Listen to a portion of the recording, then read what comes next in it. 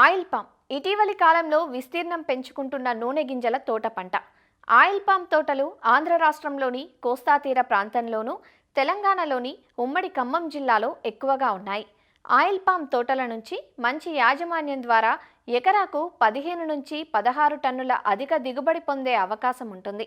Oil palm సాగులో పెద్దగా సమస్యలు లేకున్నా వర్షాకాలం ఆరంభం నుంచి కొన్ని తెగుళ్లు ఆశించి దిగుబడులు, నాణ్యతను దెబ్బతీస్తున్నాయి. ముఖ్యంగా మొవ్వుకుళ్ళు, గెలకుళ్ళు, గానోడెర్మా తెగులు వంటివి ఆశించి తోటల మనుగడను ప్రశ్నార్థకం చేస్తున్నాయి.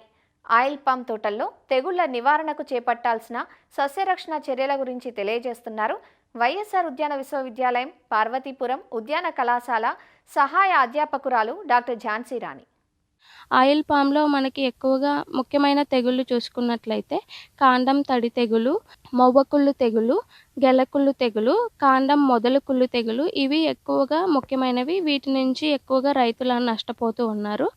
మొదటగా మనం కాండం తడి తెగులు వీటి లక్షణాలు చూసుకున్నట్లయితే ఈ కాండం తడి తెగులు సోకిన మొక్కల యొక్క ఆకులనేవి మొదటగా పసుపు రంగులోకి మారుతుంది. ఆ తర్వాత గోధుమ రంగులోకి మారి వడిలిపోయి రాలిపోతుంది. కాండంలో అక్కడక్కడ ఒక తొర్రలు అనేవి ఏర్పడుతుంది. ఆ తొర్ర మొత్తం కుళ్ళిపోయిన కణజాలంతో నిండిపోయి ఉంటుంది. కుళ్ళిపోయిన కణజాలం అనేది కొంచెం తడి తడిగా ఉండి వాటి నుంచి చెడు వాసన అనేది వస్తూ ఉంటుంది. మొదటగా ఆ కాండం తొర్రలలో ఉన్న కుళ్ళిన కణజాలంని కత్తి లేదా కొడవలి సహాయంతో మొత్తం తీసేయాలి. కార్బెండిజమ్ 10 గ్రాములు లీటర్ నీటికి కలుపుకోవాలి. తర్వాత మోనోక్రోటోఫాస్ 10 గ్రాములు లీటర్ నీటికి కలుపుకొని ఈ మిశ్రమాన్ని కణజాలం తొర్రలలో పూయాలి. పూసిన తర్వాత కొద్దిసేపటి తర్వాత లేదా మరుసటి రోజు వాటి మొత్తాన్ని కూడా తారు పలచగా కలుపుకొని ఆ తారుతో తొర్రలను మూసివేయాలి.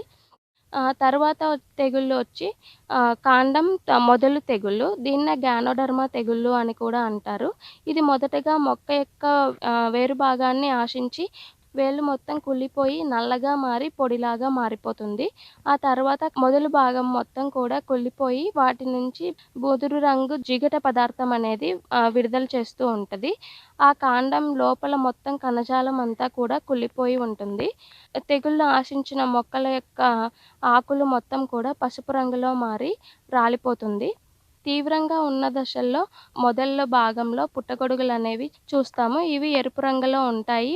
ఈ తెగుళ్ళు అనేవి ఈ పుట్టగొడుగుల నుంచి ఉన్న శిలీంధ్రాలు గాలి ద్వారా పక్కన మొక్కలకు వ్యాప్తి చెందుతుంది. వీటి కోసం మన యాజమాన్య పద్ధతులు చూసుకున్నట్లయితే మొదటగా 1 మీటరు లోతు మరియు 50 సెంటీమీటర్ల వెడల్పు గల గుంతలను తవ్వుకొని మొక్కలను వేరు చేసుకోవాలి. ట్రైడిమార్ రసాయనాన్ని 10 మిల్లీగ్రాముల లీటర్ నీటికి కలిపి వేరు ద్వారా అందించాలి. ఎండిపోయిన ఆకులు ఇవన్నీ కూడా ఏవీ లేకుండా పొలం మొత్తము శుభ్రంగా ఉండేటట్టు చూసుకోవాలి. తరువాత వేరు ద్వారా ఈ తెగుళ్ళు వ్యాప్తి చెందుతుంది కాబట్టి వేరుకి ఎటువంటి ఇబ్బంది కలగకుండా చూసుకోవాలి. గెలకుళ్ళు తెగుళ్ళు. ఇది గెలను ఆశించే తెగుల్లో ముఖ్యమైనది అండ్ ఎక్కువ నష్టాన్ని కలుగజేస్తుంది. ఈ గెలకుళ్ళు తెగుళ్ళు మనకి ఎక్కువగా వర్షాకాలము ప్రారంభమైన 2-3 నెలల్లో ఎక్కువగా వ్యాప్తి చెందుతుంది. ఈ గెలకుళ్ళు తెగుళ్ళు వ్యాపించిన గెలల పైన మొదటగా తెల్లని నూలు దారం లాంటి శిలీంధ్రం అనేది గెల మొత్తం చుట్టివేస్తుంది. గెల యొక్క వెనుక భాగంలో ఎక్కువగా మనము ఈ శిలీంధ్రాన్ని చూడవచ్చు. తీవ్రత పెరిగే కొద్దీ శిలీంధ్రం అనేది లోపల పీచు పదార్థం లోపలికి చొచ్చుకొని పోయి గెల మొత్తం కుళ్ళిపోయేలాగా చేస్తుంది. ఇలాంటి గెలలను మనం అలాగే ఉంచినట్లయితే పక్కనున్న గెలలు కూడా మొత్తం కుళ్ళిపోయి దాని నుండి చెడు వాసన అనేది వస్తుంది. దీనిని నివారించడం కోసం మనము ఎండిన ఆకులు, ఎండిపోయిన గెలలు, తీయకుండా మనం ఉంచిన గెలలు అవన్నీ కూడా వర్షాకాలం ముందే ఏవైనా ఉంటే వాటిని చూసుకుని మనం తీసివేయాలి. ఈ తెగుళ్ళు ఆశించిన గెలలోకి కార్బెండిజమ్ 1 గ్రాము లీటర్ నీటికి కలిపి పిచికారీ చేసుకోవాలి. మొవ్వకుళ్ళు తెగుళ్ళు అనేవి ఎక్కువగా మనం నర్సరీ దశలో ఉన్న మొక్కలలో చూస్తాము. దీంట్లో మొవ్వ భాగము మరియు పక్కనున్న ఆకులు మొత్తం కుళ్ళిపోతుంది. కుళ్ళిపోయి ఒక వైపుకు వాలిపోయి ఉంటుంది.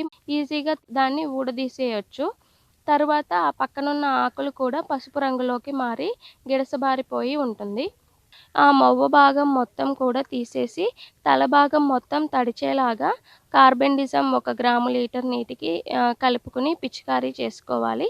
లేదనుకుంటే ట్రైకోడర్మా విరిడే కల్చర్‌ని 10 గ్రాములు లీటర్ నీటికి కలిపి పిచికారీ చేసుకున్నట్లయితే కొంతవరకు తగ్గించుకోవచ్చు.